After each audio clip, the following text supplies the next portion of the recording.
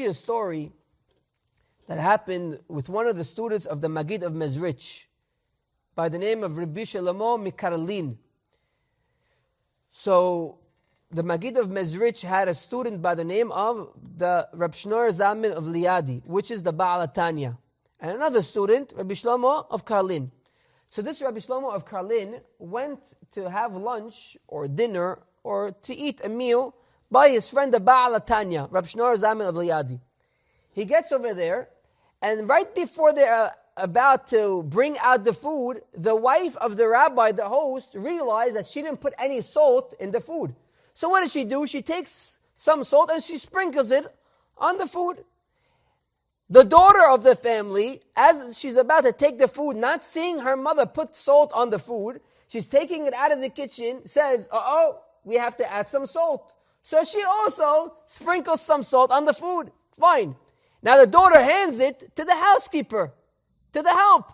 And the help, not seeing the wife or the daughter, says, I think the food needs some salt. So she too takes some salt and she puts it on the cooked food. So now we have a food that's not a food anymore. It's all salt with a little meat and potatoes. And they bring it out, and Rav Shneur Zalman of Liadi takes his portion. He starts eating and eating and eating and eating. Rav Shlomo of Karlin comes to eat. He can't eat it. You literally, you cannot eat the salty food. He doesn't touch it.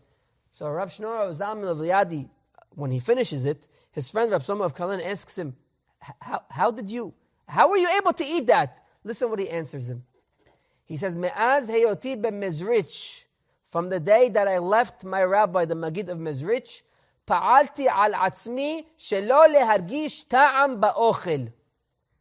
I got accustomed to not tasting any taste in my food. And wait one second. Let me understand the story correctly.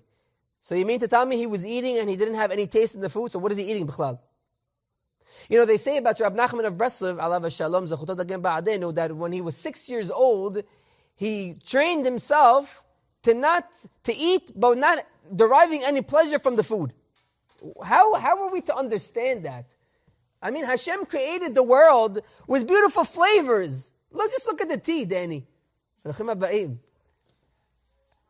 tea. You think there's only one kind of tea? One flavor tea? You know how many flavor teas? Pumpkin spice and that spice, and I don't even know. The other day I saw rose-infused tea. Rabbi, you ever seen this before? Rose-infused tea. What that means, I have no idea. How do they infuse rose? But it smelled gorgeous. It smelled delicious. Right? And by the way, if you want different flavor teas, you know where to get it from, Danny? It's okay, we can advertise a little bit. The ohel of the Rebbe of Chabad.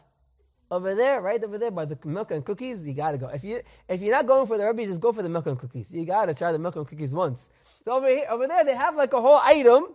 You should try it. Everybody should try it. They have different flavor teas. Stunning. So go try teas. So anyway, many different flavors in the world. So how do these rabbis train themselves not to have any pleasure?